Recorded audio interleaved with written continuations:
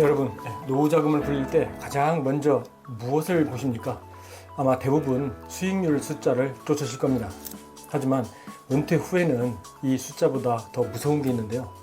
바로 수익이 커질수록 함께 늘어나는 세금, 그리고 가장 중요한 건강보험료 부담이죠. 자산이 많아도 세금으로 다 세어나간다면 밑 빠진 독에 물 붓기겠죠. 오늘 은퇴 설계 리포트에서는 내 노후 자금을 지켜줄 강력한 한방, 연금 계좌와 ISA를 활용해서 세금과 건보료를 혁명적으로 줄이는 비법을 공개하도록 하겠습니다. 절세 방패 그 첫째는 바로 ISA 계좌입니다. 정부에서 국민의 자산 형성을 돕기 위해서 만든 이 계좌는 은퇴를 앞둔 분들이 반드시 가지고 있어야 할 만능 박원이죠. 왜 만능이냐고요? 이 계좌 하나로 예금, 적금은 물론이고 주식과 ETF까지 모두 불릴 수 있는데요. 여기서 발생한 이익에 대해서 최대로 400만 원까지 세금을 한 푼도 내지 않기 때문입니다. 비과세 한도를 넘긴 수익에 대해서도 일반적인 15.4%가 아니라 9.9%로 낮게 세금을 매기고 끝내죠. 무엇보다 큰 장점은 ISA에서 발생한 수익은 건강보험료 산정 대상 소득에서 제외된다는 사실입니다. 내 자산을 불리면서 건보료 폭탄까지 피할 수 있는 최고의 도구인 셈이죠. 하지만 ISA의 진짜 위력은 3년 만기가 채워졌을 때 나타납니다. 만기 자금을 그대로 찾지 않고 연금 계좌로 옮기면 이체 금액의 10%, 최대 300만 원까지 추가 세액 공제를 해줍니다. 다시 말해서 ISA로 세금 없이 자산을 불리고 또 그 돈을 다시 연금 계좌로 보내서 세금을 한 번 더 돌려받는 더블 절세가 가능해지는 겁니다. 부동산에 묶여있던 자산을 현금 흐름 자산으로 바꿀 때 이 ISA라는 징검다리를 거치느냐 아니냐에 따라서 여러분의 노후 자산 규모는 수천만 원의 차이를 만들게 됩니다. 흔히 은퇴가 임박해서 연금 계좌를 만드는 건 늦었다고 생각하시죠? 그렇지 않습니다. 오히려 지금이 최적기죠. 난 당장 넣을 돈이 없는데 하시는 분들도 일단 계좌부터 만드셔야 합니다. 왜냐고요? 저율 과세 혜택을 받기 위해서는 필수 조건인 가입기간 5년을 돈을 넣은 날이 아니라 계좌를 개설한 날부터 카운트가 시작되기 때문입니다. 오늘 단돈 1원만 넣고 계좌를 열어두면 5년이라는 시간은 알아서 흘러갑니다. 나중에 뭉칫돈이 생겼을 때 바로 입금해서 즉시 연금으로 탈 수 있는 자격을 미리 사두는 것이죠. 55세가 되어 부랴부랴 계좌를 만들고 5년을 더 기다리겠습니까? 아니면 미리 골든타임을 확보하시겠습니까? 자, 계좌를 만드셨다면 이제 똑똑하게 돈을 뺄 차례죠. 특히 ISA 만기 자금을 연금 계좌로 옮기면 추가 세액 공제까지 생길 수 있는데요. 이 계좌의 진가는 만 55세 이후, 다시 말해서 은퇴 후에 드러나게 됩니다. 세액공제 받은 원금과 운용 수익을 연금으로 받을 때 일반 소득세가 아니라 고작 3.3%에서 5.5%라는 저율 과세만 내면 되기 때문이죠. 자, 이제 세금 폭탄 피하는 법 딱 3가지만 기억하세요. 첫째는요, 최소 5년 이상 가입을 유지할 것. 둘째는 만 55세가 넘어서 수령을 시작할 것. 셋째는 연간 수령한도 1,500만 원 내에서 인출하는 것입니다. 이 3가지 조건만 지키면 여러분은 평생 모은 노후 자금에서 세금을 가장 적게 떼는 승리자가 될 수 있습니다. 하지만 주의하실 게 있는데요. 만약 이 한도를 무시하고 한꺼번에 마음대로 큰 돈을 찾게 되면 국가에서는 이를 연금이 아닌 기타 소득으로 간주해버립니다.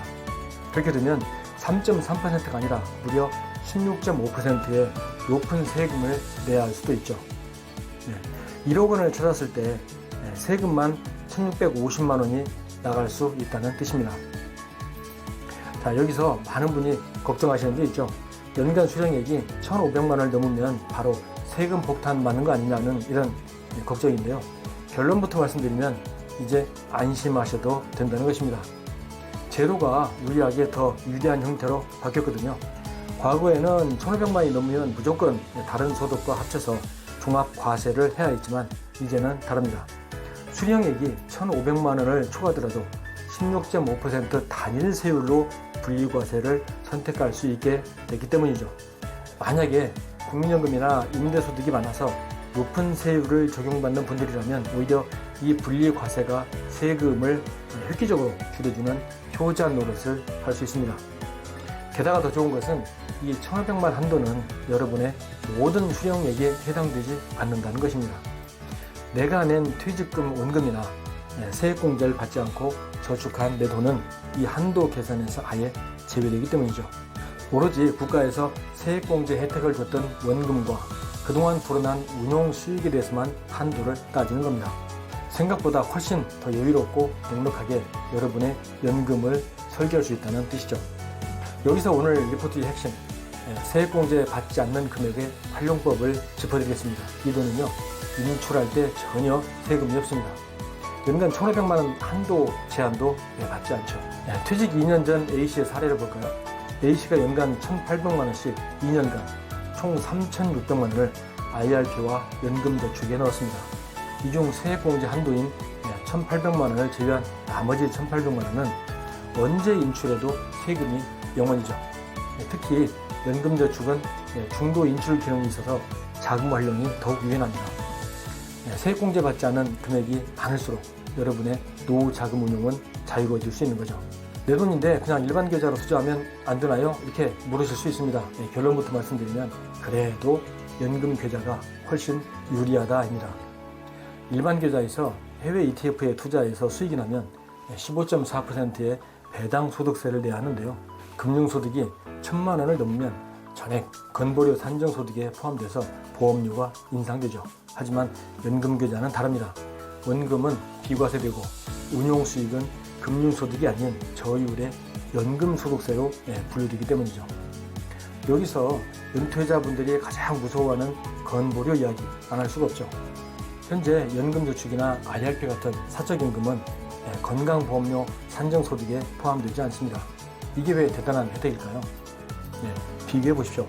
우리가 평생 부어온 국민연금, 공무원연금 같은 공적연금은 수령액의 50%가 소득으로 잡혀서 건보료가 부과됩니다. 연금을 많이 받을수록 건보료도 같이 올라가는 이런 구조죠. 하지만 연금저축이나 IRP에서 받은 이런 돈은 연간 1,500만 원 이내라면 현재로서는 건보료를 단 1원도 올리지 않습니다. 다시 말해서 사적연금을 똑똑하게 활용하면 절세와 건보료 절감이라는 두 마리 토끼를 동시에 잡는 노후에 완벽한 방어막이 되는 셈이죠. 이래도 연금계좌를 망설이실 건가요? 그럼 이 영양 자금을 어떻게 늘릴 수 있을까요? 네 가지만 기억하십시오. 첫째, 연금 세액공제 한도를 초과해서 연간 납입 한도인 1,800만 원까지 꽉 채우는 겁니다. 둘째, 환급받을 세금이 없다면 굳이 세액공제를 받지 마세요. 나중에 필요할 때 2월에서 신청하면 됩니다.